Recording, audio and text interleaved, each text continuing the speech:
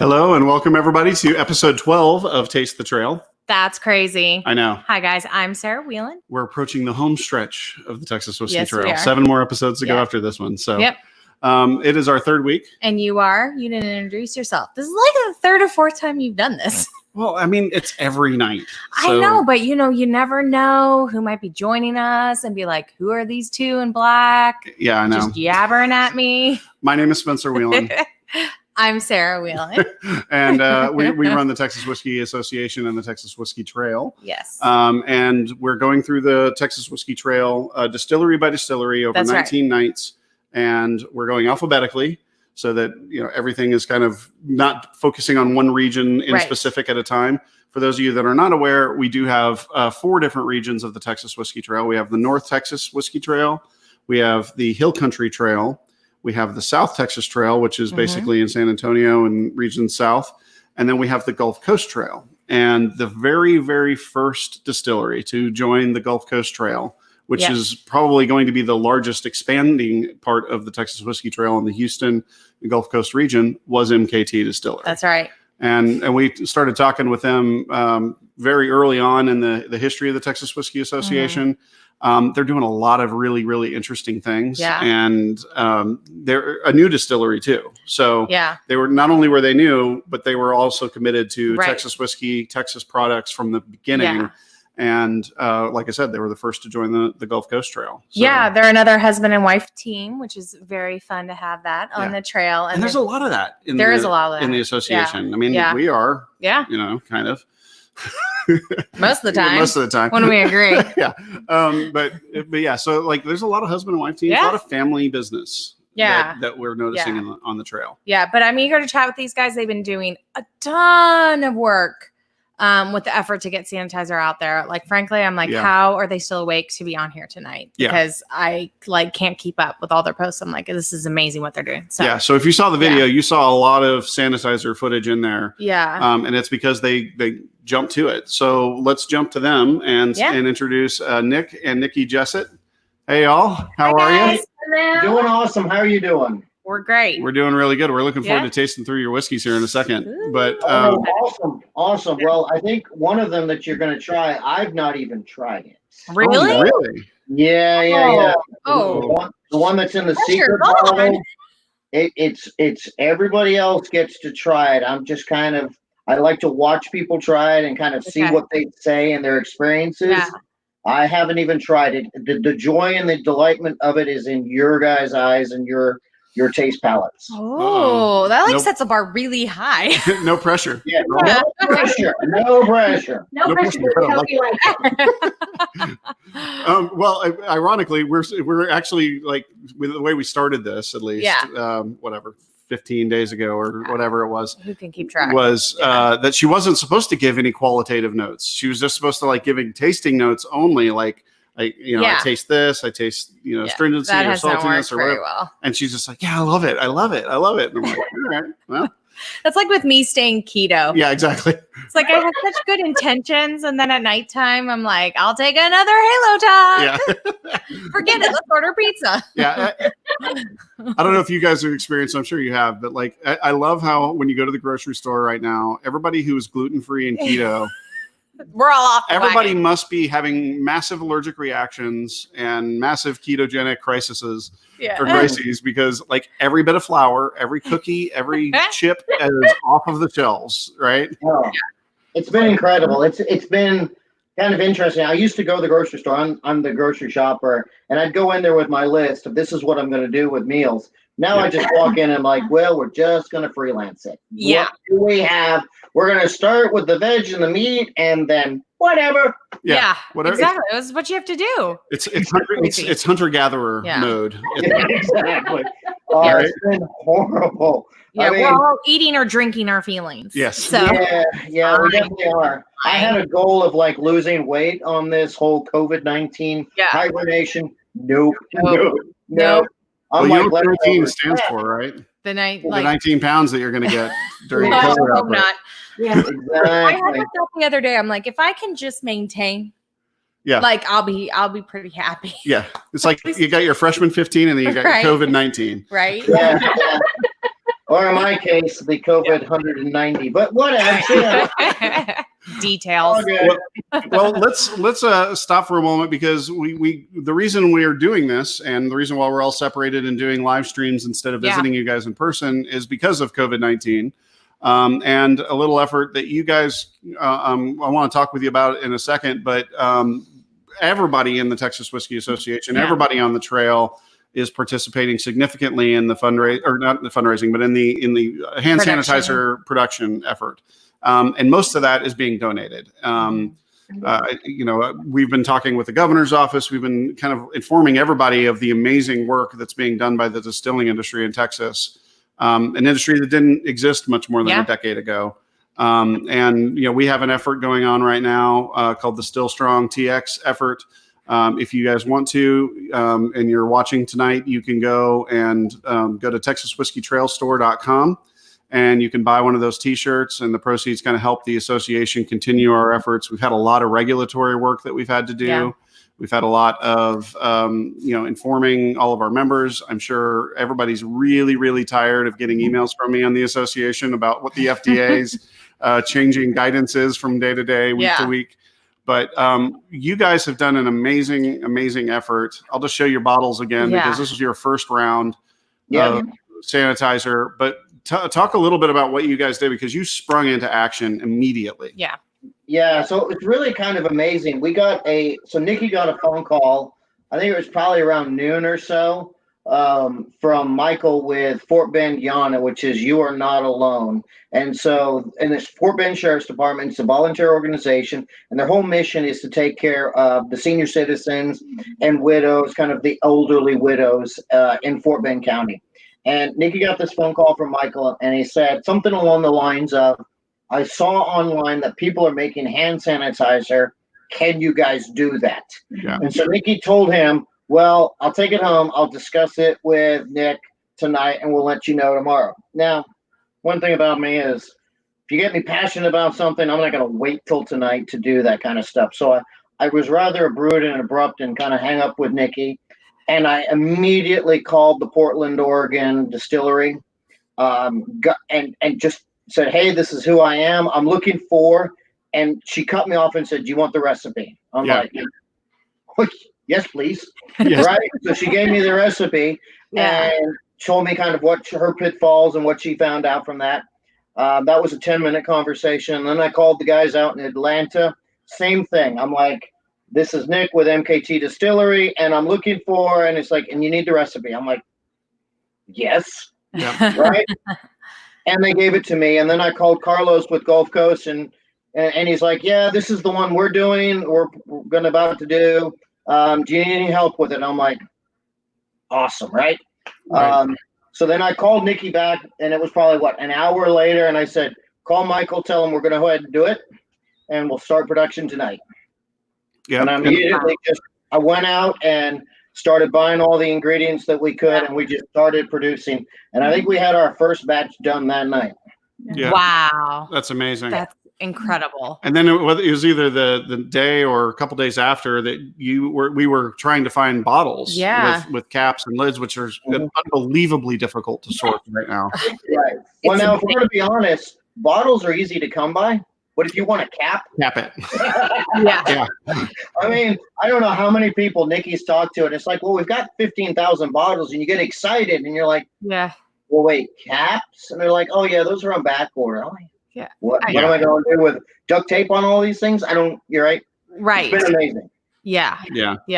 Well, thank you for what you're doing. Mm-hmm. Like I said, you guys have done an amazing amount of work. The sheriff's department was the first, but how many calls are you guys getting on average a day?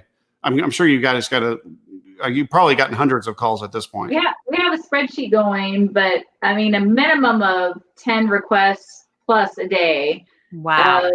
Different small businesses, police departments, hospitals, nursing homes. There's all sorts of people that need it. We've also started doing some porch drops for people that are like, I hear you're doing this. I can't get out of my house. is there any way that I can get a bottle? Yeah. And I'm like, are you in Katy? If so, we'll do a porch drop. And so we've started doing that. But there's a ton of people that need it that, you know, can't find it anywhere.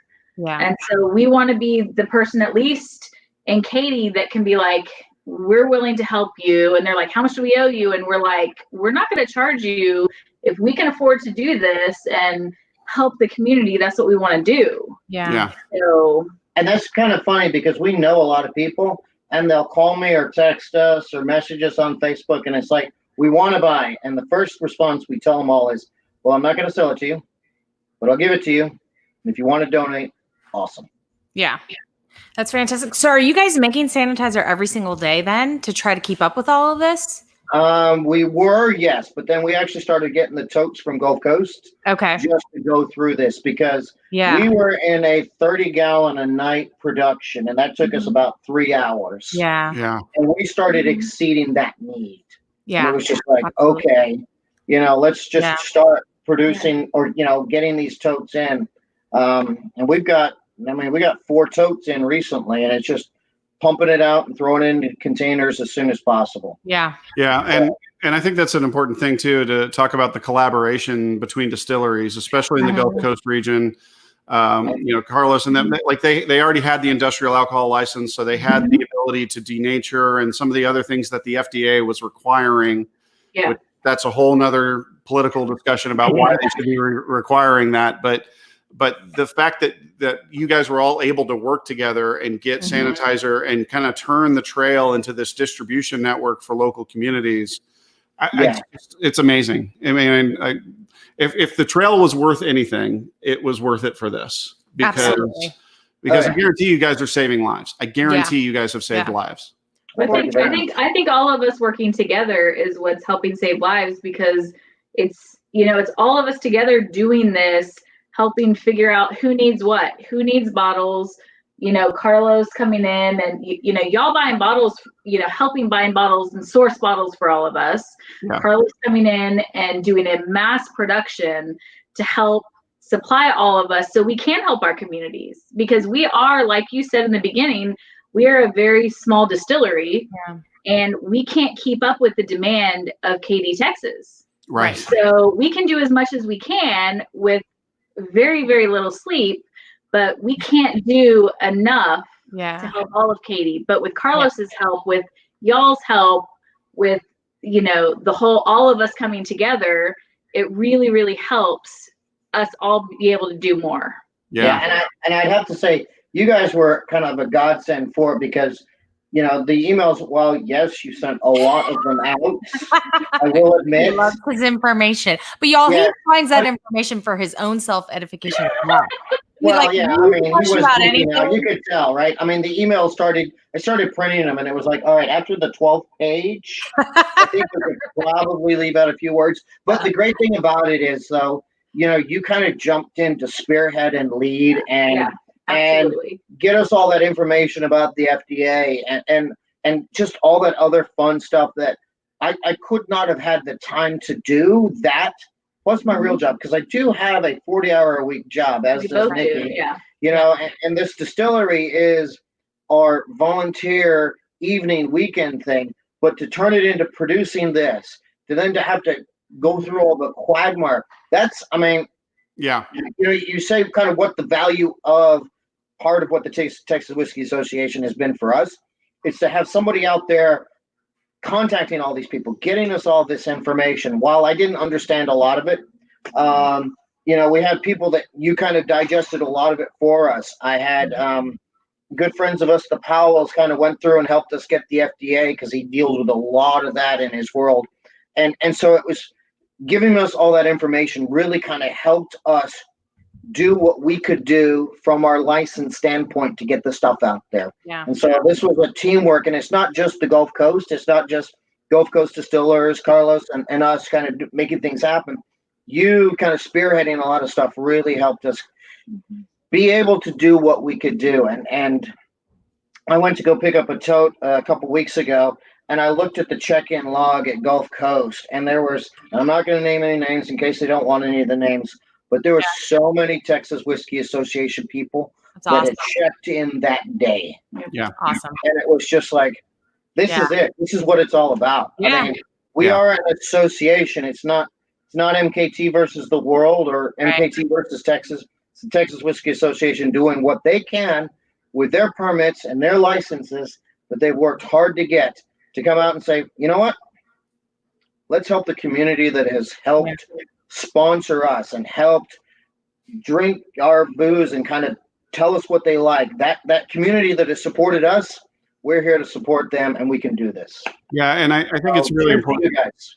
Well, thank you. I mean, I appreciate that. And by the way, it was a lot of information, and it was changing so significantly. I feel like this is the first week that it's kind of gotten static, right? Yes. Things haven't changed on a daily basis. And that's been really frustrating, obviously. I mean, I've had a lot of late nights except for this podcast, right? I'm like reading about denatonium benzoate and sucrose octaacetate and all the different denaturing chemicals that you got to have. And I'm like, man, wow, this is too much. But the cool thing about it is that everybody, the people that could step in, did step in. And the people that had, hey, I have bottles. What do you need? Hey, I have caps. What do you need? Hey, I have hydrogen peroxide, those kind of things. Terry Dolan in Ireland says, what is the recipe? And Terry, I'll tell you, basically the recipe is high proof alcohol, hydrogen peroxide, glycerin, so vegetable glycerin or any kind of glycerin to kind of thicken it, but it doesn't thicken it very much. And then that's basically it for effectiveness. Now the FDA requires you to add all these bittering chemicals that make it taste bad. But guess what? It doesn't taste good anyway at that high proof of alcohol with a whole bunch of hydrogen peroxide. No, it does not. So I thought it was ironic. I actually told the lawyer at the FDA, I was like, look, distillers are really good at making alcohol taste good. Guess what? They can make it taste bad too. Yes, we can. Yes, we can. So, don't worry about that part of it. We can make it taste bad if you need us to. Well, look, Charles Massey says, hey, I love you guys. Keep doing what you're doing. I keep preaching MKT to all who will listen. Yay. Well, cheers, man. I do appreciate that. John Hall, who is one of our most prolific prolific trailblazers this year, says it's the only bottle of sanitizer that he has is from you guys. Okay. Awesome. Well, cheers, John. And always glad to have you part of the family. Yeah, and Chris, I'm sorry, I can't pronounce that last name. Robleski. I would say Robleski. Robleski. I love that. Right. Just Kolonski. Yeah. Small distillery with a big heart. That is completely true. Cheers, Chris. So look, we're gonna go through. That's enough talking about sanitizer. Yeah, we need to start. It's annoying. But let's talk about why the thing that we really love and the real reason that we think these are essential businesses, not just because of the sanitizer, but we're essential because, damn it, we need whiskey in this country and we need whiskey in this world and we need good whiskey. Yeah. So we have a lineup of your whiskeys here behind us. Perfect. We have Silver Spike. We have Engineers Texas Corn Whiskey. We have Conductor's Bourbon Whiskey, and then we have some Conductor's Reserve that you were so gracious to provide to us. So, again, the conceit here is that Sarah gets to taste these things blind, and I get to try. Well, I got one guess. This is a Silver Spike. Yeah. Sarah got it right. Yeah. I didn't that have might be it for tonight. So, I didn't have any opaque glasses for us tonight, but I figured that was a good starter point because you could see. And for those of you that don't know, this actually technically is a whiskey. And would you guys tell me why it is a whiskey by law? It is a whiskey by law because it has come off the still at less than 160 proof and has been stored in an oak container, and that's the definition. Right. Stored for any period of time. Yes. Yeah, just stored, right? So storage is a volume of time, and if it's been in there for 1 second, it's stored. It's whiskey. Okay. Yes, it's whiskey. It's a very, well, I'll let her try it. I don't want to. I'm gonna first, or should I wait and nose and taste the others? Do you think? Well, I mean, you can do whatever you want. I mean, it's your whiskey. You can drink it however you want. Right. But well, then cheers. What's the mash bill on this one? It is 53% corn and 26% barley, and then 21% if the math is correct, 21% rice. And the rice is Katy rice. So the corn we get from Denton, Texas, the barley we get from Denton, Texas, and the corn or the rice we get from Jessett Farms out in Katy. So it is pure Katy rice. Yeah. We're sitting in Katy, which is a huge rice town. That's what it made the name. And we do our stuff in rice dryers or rice silos. So it is our homage to our heritage. Let's talk about that a little bit. This is really interesting. Yeah, let's talk about that a little bit because you guys are very unique in the fact that you're using rice in a mash bill at all, in a whiskey mash bill specifically. Right. In a lot of countries, like rice is not considered a cereal grain, but in America, it is a cereal grain, so it is whiskey by definition. Thank you to the Rice Krispie treats. Yes. Yeah, I was about to say it is, and then I was like, oh yeah, there's like lots of puffed rice and all kinds of stuff. Anything that can be a conduit for sugar. Exactly. Gets the starches in there and gets going. But this is. I mentioned this in the post that we made to talk about this video was that you guys are playing with Texas terroir in a very, very personal way. Like it's very local to Katy, Texas. You're literally in old rice dryers where your distillery is located. So could you talk a little bit about that and what's completely unique about MKT, the name, Katy, the city, and the rice silos that you're in? Sure. And I'll try to do this fast because if you ever take a tour, I could spend half an hour on this, and we don't want to do that. But the MKT is the railroad called the Missouri, Kansas, Texas Railroad that started in 1870 and wound its way into Galveston, Texas. And so when it was incorporated back in 1870, the stock symbol was K-T, and so they nicknamed it the Katy. Steam trains had to stop every 30 miles or so to get more water, to onboard water for the coal and just to move. And so the headquarters, kind of the main point for Houston, was at Bonner's Point, which is downtown Houston by the jail system. And I know how to get there from the backseat of any car. For a reason. That was good.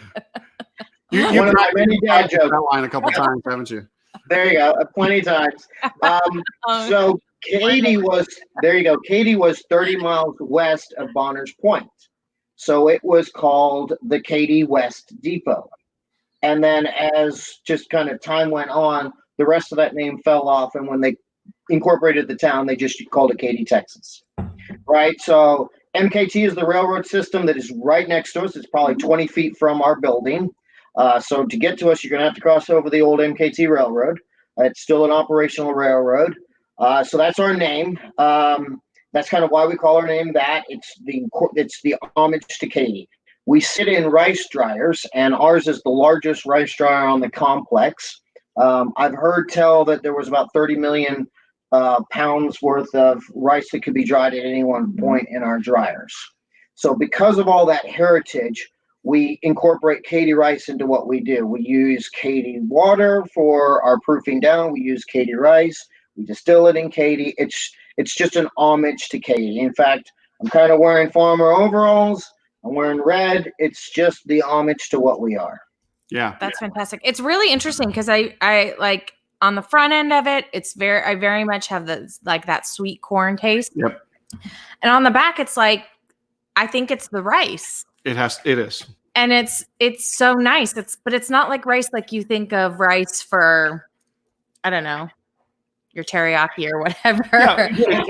No, it's really good. Well, I used to, for a very short period of time, I was really into sake, right? Really? Yeah. That must have been before me. I don't remember that. There was. Wait, are we talking pre-Sarah here? Oh, no.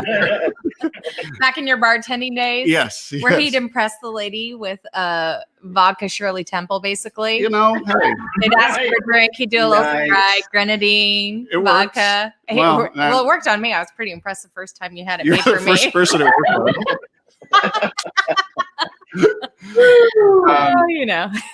Yeah, but yeah, like there is that note of distilled rice. Yeah, and it is a smooth and I mean, it almost has, you know, I mean, a lot of people talk about rice wine, and there is obviously a type of alcohol called rice wine. Yeah. And that is effectively what sake is at different proofs. Yeah. But that smooth note that you get, that I just want to kind of say, it just kind of puts like a cover on everything you're tasting and makes it kind of all feel like they're all bundled together under one kind of common feel. And it just kind of tempers everything, but also just makes it, I hate to use the word smooth, because everybody always uses the word smooth when they're talking about a whiskey they like, but it is smooth. Yeah. It adds a level of, it levels everything off, and it makes it kind of all play together. Yeah, I like that. Because I don't really like sipping sake. Sake, whatever. Sake. You know what, y'all? That's our now 3 to go. Okay. Right. That's right. Yeah, I know. I'm like making good progress on this, so we should probably keep going before I lose any ability to find any kind of tasting note. Well, Trey says Nick and Nikki are great about spending time with trailblazers when they visit, and your stories and everything that you guys do with the experience there is very, very apparent. It's such a cool place to visit. I'm a broken record again, but it's unlike anything else on the trail. It's so unique. The silos, just being in amongst it, and all, like, just seeing how it's a glimpse into like how a little bit of how things used to work, right? Which is always so cool. And I mean, it literally takes, like, again, we've broken record on this thing, but we talk about how every distillery has its taste, right? And there is something about the physical location, about the fact that you guys are distilling between rice dryers, about the fact that you're aging between them, and that you have airflow that goes in between, you know, the two columns of silos that you have. There's something that is very specific to your whiskey that nobody else in the world will ever be able to replicate. Absolutely. Right? Right. Exactly. Well, that's what we're going for. So we are succeeding then. Right. Fantastic. Now, were you both into whiskey at the beginning of this? One of you more than the other, or? I think probably Nick was into it a little more than I was. Okay.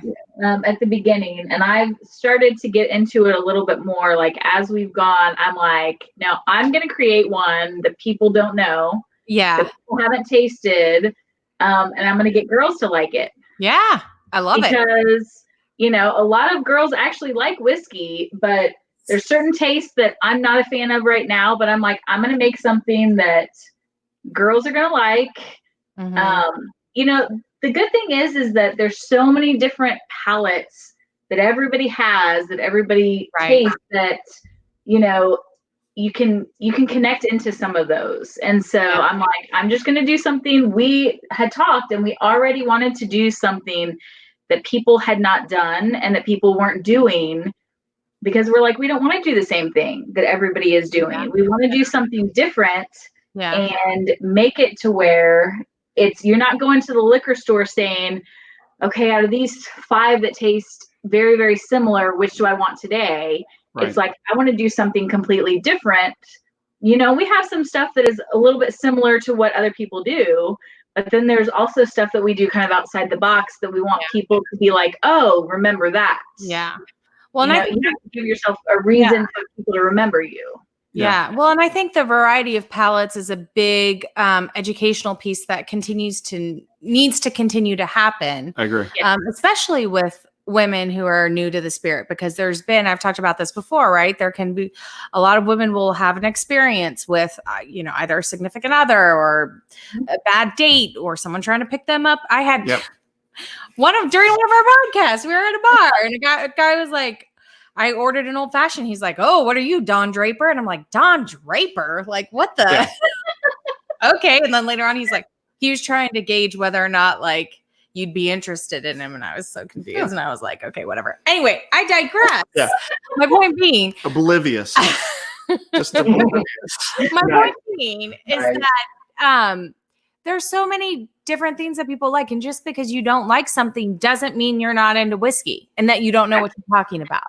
Exactly. You know, and that's the other thing, is that whiskey is not a thing. It is a category of this unbelievable thousands of different things that it really, and that's part of the reason the Texas Whiskey Association was formed, as opposed to just being part of a Distilled Spirits Association, which we're working with amazingly right now. And we love everything that they're doing. But like, whiskey is so diverse within its own category that vodka is going to be a vodka, right? Like for most vodkas, they're going to be vodka, right? There's going to be lots of different variations of rum, but whiskey probably is the largest single category that has lots of different variations between region, between style, bourbon, Irish, Scotch. I mean, there's so many different types of whiskey styles because you have cereal grains and you have mash bills, and you guys are doing something completely unique to you and completely unique to your region, and you're playing with it. So, Well, should we continue? Here, while you're doing that, while you're nosing, I'll show the Silver Spike, which, by the way, people can still, whether they're getting sanitizer or not, they can still come by and pick up bottles, correct? Yes. Oh, yeah. We're doing an awesome business of selling bottles. When people drive up, they're going to see Nici, and she's actually going to hand you 2 bottles of sanitizer when you come through. And that's the first thing. You're not going to have to ask for it. Nici's literally like, here's your sanitizer. And then people are always a lot of people are floored because they're expecting to have to pay for it. And it's like, no, it's yours. And then they'll see the menu, and more often than not, they'll buy a bottle or 2, and we get to talk about quickly what we have. And it's not just whiskeys. We've got moonshine, we've got a cinnamon moonshine. We obviously have a vodka. Yep. We do a gin that's pretty unique. I mean, seriously unique. We got an aquavit, which is really unique. So a lot of people get to find out what it is that we do, but we're handing them sanitizer first and foremost because we want to keep them safe so that when this is all over, they can come back. Yeah. And so this is the Silver Spike. And again, this is a certified Texas whiskey because it does touch a barrel, so it is certified. Yep. And then the next one that we have on the lineup is the Engineer's Corn Whiskey. Yep. And would you take a second, Nick, and talk about where this is and what this came from? Because it is certifiable, but it's a good story too. I shouldn't say certifiable. It is a certified Texas whiskey, not certifiable. Certifiable. Right.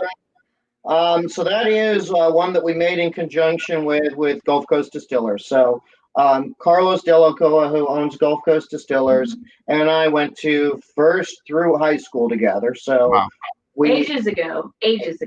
Yeah. Just, we want to be transparent. Right? That's right. Yes, I am old as dirt. So in November, I will be 50. No, oh, really? Good Lord. Yes, I'm old as dirt. I would have thought you were younger than that. There you go. That didn't surprise me. There you go. It's the Houston humidity. That's right. Gotta love that. So we went, so when we decided to open up this distillery and kind of go through this path, Carlos was super helpful and benefit and just kind of really wanted to help us do it all. And he's the kind of guy that's like, we'll cut off his arm to give it to you if you need it. Yeah. And so he really kind of helped us, got us along. We did this with him, but it is technically done in his distillery, and it's all kind of that stuff. Now, the great thing about that corn is it's Waller County corn. Yes. And if you know Katy has 3 counties that intersect in the middle of it. It's Fort Bend, Harris, and Waller County. So that is about as close as we can get corn kind of in that Katy area, because there is a rumor, I don't know how true it is, but there is a rumor that you cannot grow corn in the city of Katy's kind of area. Interesting. Yeah. And I'm not sure why. Maybe it's because of the rice, but that's what it is. But it is a corn whiskey, which means that corn is 80% of the mass bill. Right. Yeah, and that is actually, it's 100% corn. Right. They use enzymes, and it is aged in a used bourbon barrel. So I always tell people when they come in and they tell us that they drink scotches and things like that. Yeah. Dang, I was a teen when you were born. Love it. Here. So it's aged in a used bourbon barrel, and it's typically giant bourbon that went in those barrels. And so like a scotch that is aged in a used bourbon barrel, the engineers will kind of have those sugary flavor profiles of bourbon, but not be that harshness that can be bourbon. Yeah, and so it's not as oaky, and you are going to get a lot of that corn, like that corn note. Mm-hmm. So I'm actually curious, like of the aged spirits here that you're tasting blind. Can you point out the one that is the corn whiskey? The engineer? No, I don't think so. Because we have the engineer's corn, and then we have the conductor's bourbon. I mean,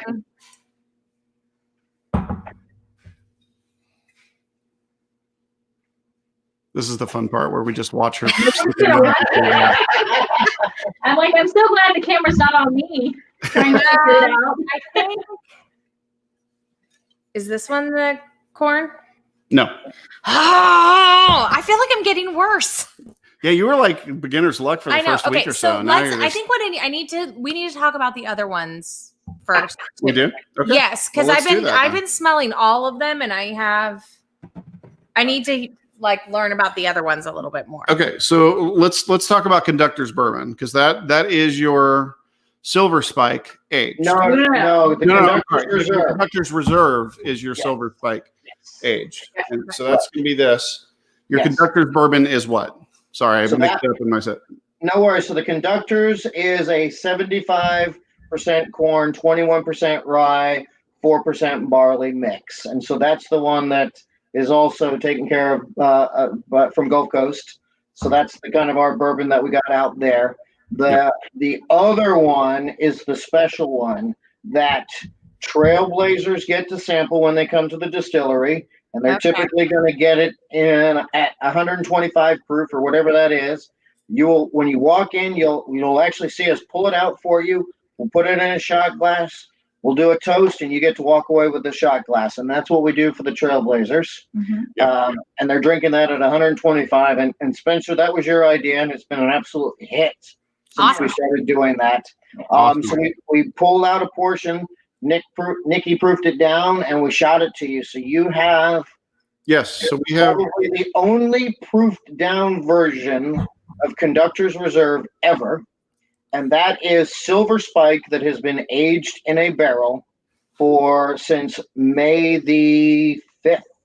So this is going to go in the archive, by the way. This bottle is going to go in the archives, because this is your barrel. This is your work from soup to nuts.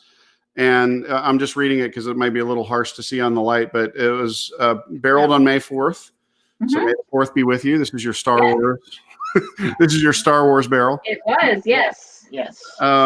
Corn from Texas at 53%, barley from Texas at 26%, and rice from Katy at 21%. And it's proofed at 96.7. Yes. So we literally pulled it out probably Wednesday of last week. Okay. Right. And drove it to you. Yeah. We drove it. I want to guess before I get them mixed up in my head again. The conductor's bourbon. Okay. The engineer corn whiskey, and then this is the reserve. Nope. I'm like, yes. It's like this is the corn. Really? Yeah, this is the corn whiskey. So here's why I did not consider this as the corn whiskey. Okay. Because there's I get cinnamon on it, which is really interesting, because I don't know if I've ever had that as a note where I'm like, and I didn't get it the first time around. I went through all of them, and then I came back to it and I was like, oh my goodness, that's cinnamon. I understand. I see that note. Yeah. For sure. And I don't know. It just seems like it would be. I don't know why I thought cinnamon would be in the bourbon. Well, but that seemed like the right answer. And which one do you think so this is the corn whiskey. So then we have left the bourbon or the reserve, the silver spike and the reserve. Silver spike that has become the conductor's reserve. Okay, I'm gonna drink the silver spike again. And I think that would be a really actually good exercise. And then I want to show you guys something to kind of prove a little bit of Texas terroir and what Texas provenance means. This is the silver. This is the silver spike and this is the reserve. Yep. All right. This is the bourbon. Yeah. So this is actually 11 months. Okay. Right. So 11 months in a barrel. And I want to show something here. Put a little water in this bourbon. I'm going to hide it so you guys can't tell. And I want to show something. These are two side by side. One of these is going to be Sorry, it's falling. One of these is going to be a 16-year-old Scotch. Another one of these is 11 months in Texas. And I want you guys to see. Whoa. Can you tell a difference in color? No, they like from here, they're pretty much the same. So this is 16-year-old Lagavulin. What? From Scotland. And this is 11 months in the state of Texas. That's crazy. Yeah. Okay. Now, color doesn't mean everything. Lagavulin's going to taste extremely different, and it has very, very little to do with the flavor. But it just goes to show you what oak extraction in Texas can do. And you guys have to, it has to change almost daily for you. Mm-hmm. It's amazing the changes that it does. Nick won't try it, but it's my baby, so I will try it. Okay. Yeah, and how it's changing. And it's amazing the changes that it goes through. I mean, we've had who's on the trail? Quite a few people on the trail come in and just kind of really they'll come in every 3 months or so and just taste it as it's changing. Yeah. And I think that is one of the most amazing things, especially if any of you are watching and considering becoming part of the trail, please do. Because in these first few years, you're going to get to see this amazing evolution of new distilleries and what's happening. I mean, if you could have seen Balcones 12 years or 11 years ago or something like that, and seen what it was like from their first baby blue corn whiskey, which is very similar to you guys' first corn whiskey release, and then how their evolution has progressed over 10 years, you get to experience that with you guys. Because how long have you been open now? 18 months. Okay, so you're still in that like killer 2-year period, and of course this had to happen in the middle of it. The COVID thing had to happen in the middle of it, but you're still in startup mode. Yeah, right? Yeah, still in startup mode, and we've got some exciting things that we're going to play with. So one of the things we want to do is an all rice whiskey, and not in the Japanese style, but in the American style, and kind of in homage to what we're doing. So. Katy was settled by a lot of rice farmers. Franz is one of them. And one of the descendants still has the last name of Franz. He is starting his own rice crop. Ooh. So we're going to take all of that and bring it in and create a rice, and a rice whiskey. Nikki's going to do it. And we've already got the name picked out, and it's the year that Katy, Texas was incorporated. Awesome. So that's going to be the name of it. It's kind of that homage to Katy, and what we can tell, it's going to be the only rice whiskey in that American style. That's cool. Yep. I love that. So, God bless you. So Nikki, is this reserve like? What are you looking for out of it? Like, because obviously you're not like it's not there yet. You're still waiting for it to kind of do something. Is there something you're hoping for from this? Put me on the spot. Right now it's very, very oaky. I'm just hoping for it to even out a little bit. There's so many flavors that I've gotten out of it, and so it's hard to pinpoint one that I would want to come through a little bit more. This is a very new experience for us doing whiskey in general. So overall, I'm just super excited. And we've actually depended a lot on the Trailblazers to come in and try it. I've tried it. I have my opinions, but I don't want to base whether or not it's ready just on my opinion. And Jose's been awesome about that. Jose has come in. Jose has been fantastic.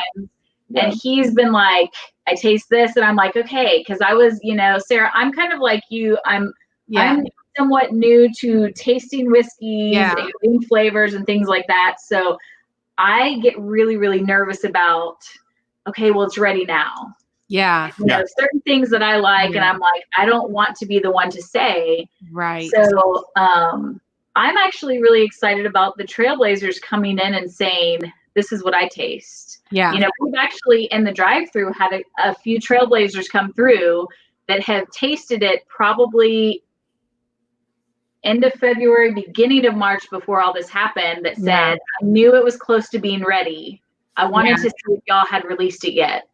And drove 30, 45 minutes to an hour to come get sanitizer and see if it was ready. And I was like, it's actually, I don't feel like it's there yet. But the excitement of that type of feeling an atmosphere of people caring enough about and knowing that you care what their opinion is. Right. Because we told them. I'm just excited for people to try it when we finally get to that point where, you know, unfortunately we're not open. And I can't have people come in. Yeah. So a lot of it will be dependent upon us right now, which scares me a little bit.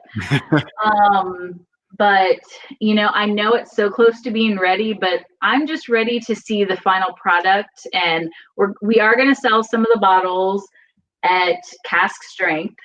Awesome. And then we're going to proof it down. And probably 90 to 95 is what I'm thinking, or probably 92 to 97 is kind of the proof that I kind of personally enjoy. Yeah. So that's what I try to stick with. And so we're going to do that.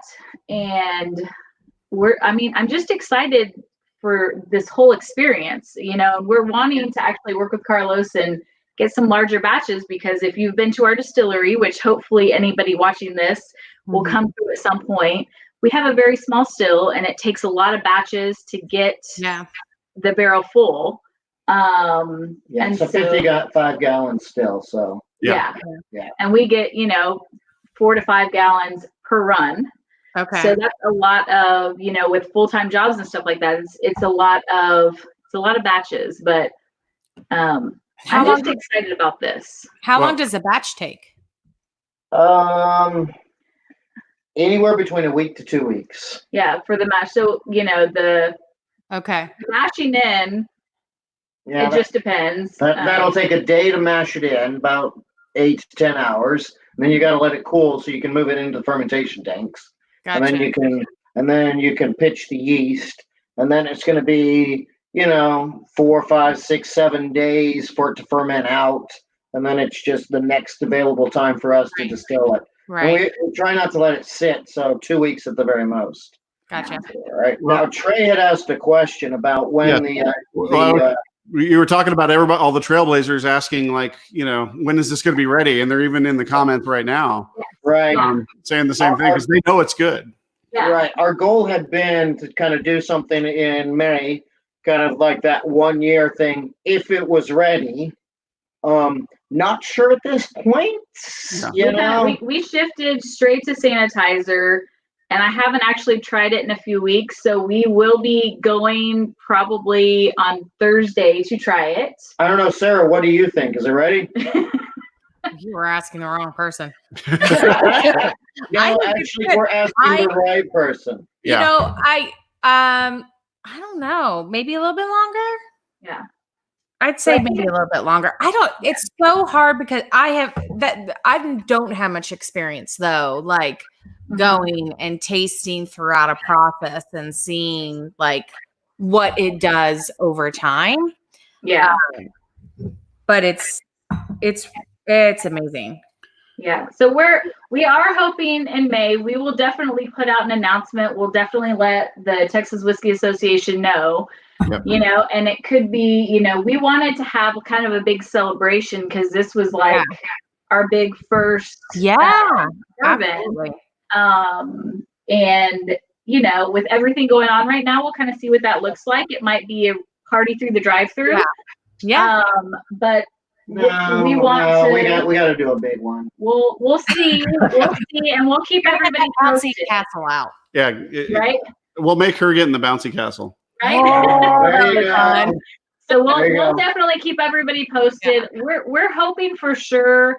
We'll be trying it in the next few days to kind of see where it is. Yeah. And we'll be trying it not Nick. I will be trying it every week to see kind of how it is. And once I feel like it's ready, I will get a few people to try it as well and just say, please give me your opinion. Yeah. What do you think? And then we will definitely announce that we're going to be bottling it. Hopefully it will be in May, and hopefully all of this is coming to an end and we can schedule a big party to do it, but we will see. Yeah. Well, I wanted to say, what has been very interesting about this tonight is people a lot of times talk about, Heather Green was talking about it last night, about a lot of times it's more about like your memory, like your smell. Daniel Whittington was talking about that too, about like it being pattern recognition, right. memories. And I'm always like, I've not really ever gotten there where I've like smelled something. I'm like, oh, this takes me right back moment. And I've had 2 of those moments with yours. Yeah. With the corn whiskey, it took me straight to my papa's barn in Kentucky. He had this big, huge barn that he did woodworking in. Yep. And he had like a stove, like a wood burning stove, and it, like all kinds of things going on. It was right next to their garden that had corn. And it was like, it was cool because it's like, oh my gosh, I'm having this moment that I've never had before. And then this, the reserve, it makes me feel like I'm back in Seattle, which I think is so fascinating. I don't know if it's like the rice in there or the wood or.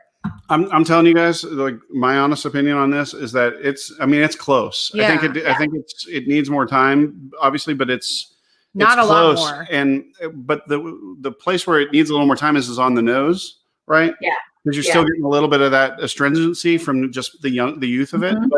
But you're totally right, Nick, about the rice kind of just making this mellow path for the rest of the flavors to kind of ride on. Yeah. You know, I like that. It's just like this really nicely, grooved road that just kind of just gets you down and going. And it's so flavorful, way more flavorful than I would have expected at this age. Yeah. Right. Yeah. It's awesome. What size is the barrel it's in? 53. Okay. Yeah. So significant. Yeah. So Charles says, please hold both cash strength and proof down. It's sold. MKT rule. Well, cheers, Charles. I do appreciate that. There's one thing I can say about our Trailblazers is, I guess the kids are asleep. They know their shit. Oh, they've heard us say that word. I probably said it today. Yeah, probably. Online learning. Oh God. But no, seriously, like the Trailblazers really do know their whiskey. Yeah. They like Terry Dolan, who's the administrator for the Whiskey Tribe.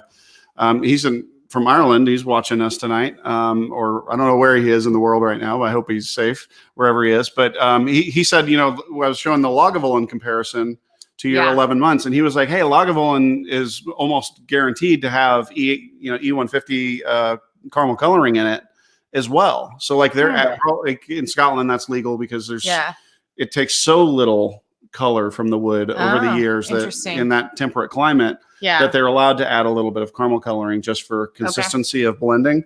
So yeah, I mean, it just kind of just goes to show again how different whiskey can be from different parts of the world. This is the point when I start to feel overwhelmed because it's like so much sight. No, I'm not falling asleep. I'm just like, oh, I can't keep it all straight. So I'm really glad there's people in the world like y'all that can and are creating some pretty awesome stuff. Yeah.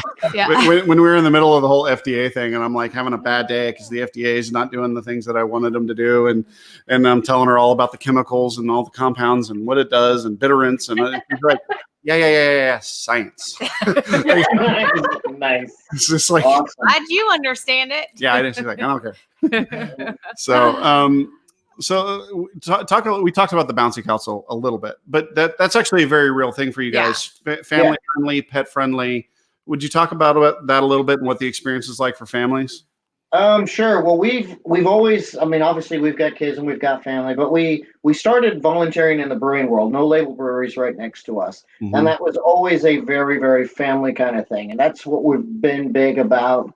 We have blended family, and so kids have been a big thing for us.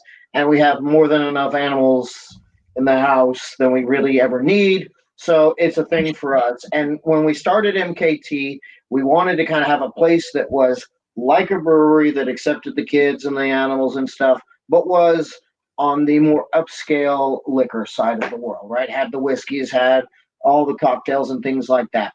So it's been very just our essence and our core that we have stuff for kids to do. We do have a bounce house. We rent that every single weekend for the kids.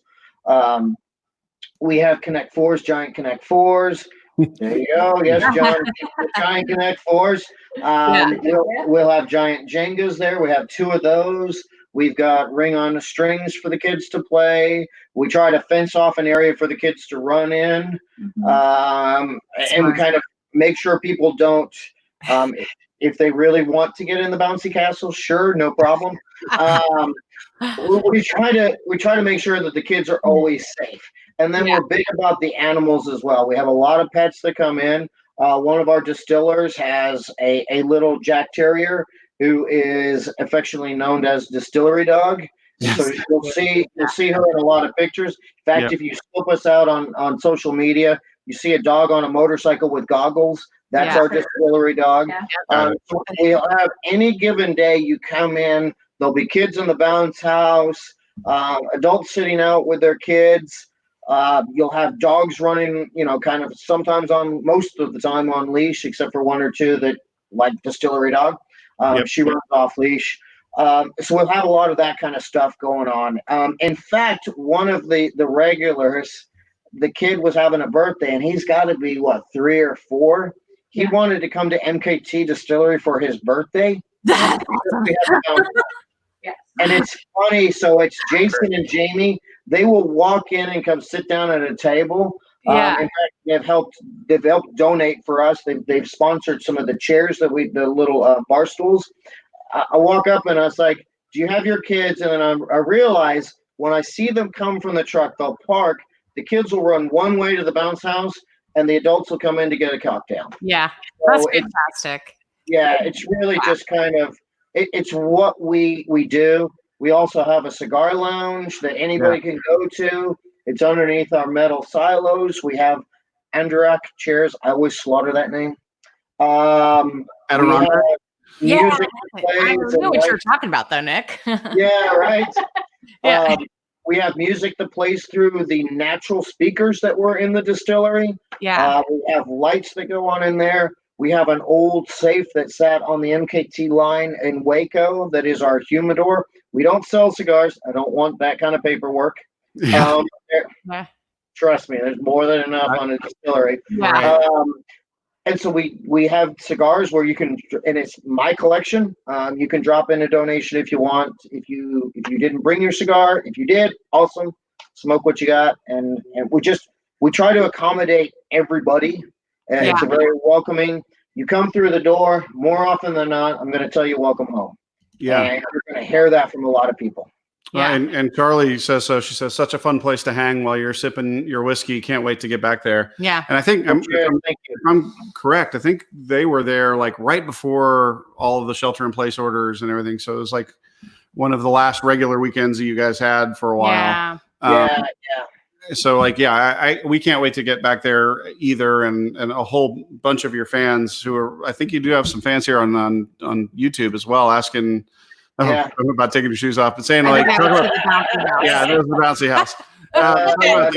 Overproof gin. I think, because it's a family thing. So that means lots of people are going to come, lots of different tastes. And you talked about having different spirits, and it's not all about whiskey all the time. So what else do you have? So we do a gin. That's kind of a fun recipe. So when I was trying to research gin, we had a lot of requests for it. I wanted to do something that was a Texas style gin. Now, obviously, gin has to have juniper, but not everybody wants to suck on a Christmas tree.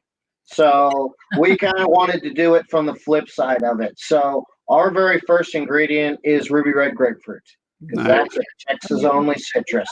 We do Texas lime, Texas mint, Texas pecans. Yes, I said pecans.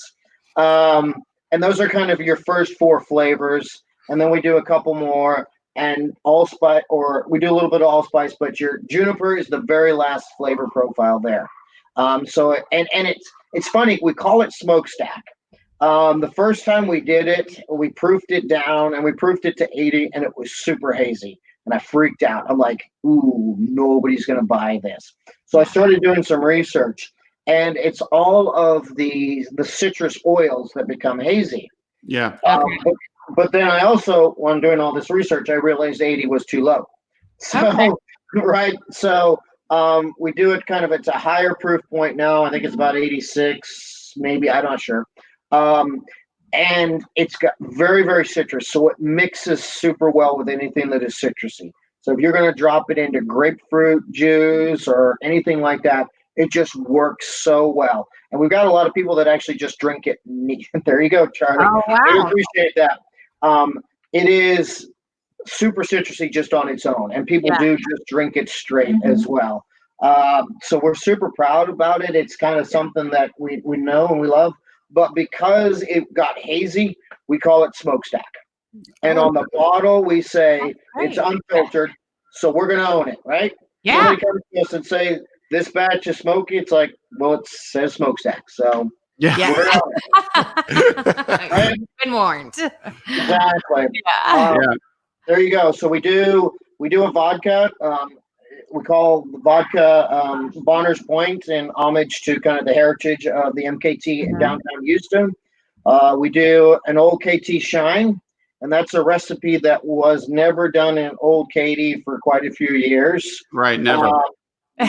Never. Right. Subtlety works with her. All good. It's king of it. Right. Then we also do a cinnamon moonshine now called Firebox. Okay. And it is just, we take that moonshine base, we throw cinnamon sticks in there, brown sugar, and a little bit of pepper oil. That's it. It's no real oils, no flavors. It's just all super natural. Yeah. And we're doing it kind of relatively small batch. I think we do about 70 bottles or so a go. And so it's always small batch, and they're all tasting just a little bit different. Yeah. Makes sense. Awesome. Right. You've sold some people on your gin just by describing it. So There you go. COVID clears up. Yeah. So I agree. Yes. KT Shine and Mountain Dew. Perfect combo. I like it, John. Well, we actually do one. What is it called? The one that's got Freight Train. So it's got the Moonshine, Mountain Dew, and Red Bull. Yeah. Oh, wow. Well, there you go. If that doesn't get you going, I don't know what will. Sounds like family friendly to me. Yeah. Exactly. Dad will be really happy when they leave. Yeah. There you go. At all. Right.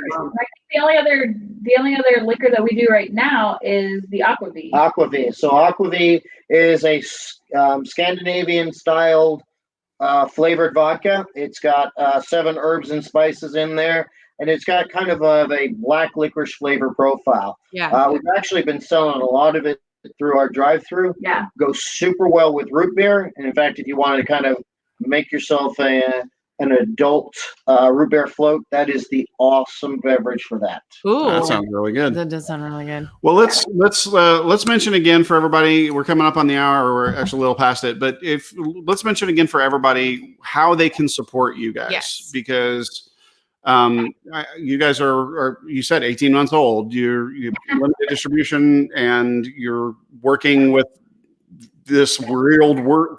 I can't talk. This weird world that we're in. Yeah. And you're trying to get your product out the door, and it's weird timing, but you're doing it through sanitizer and other things to get people to come see you.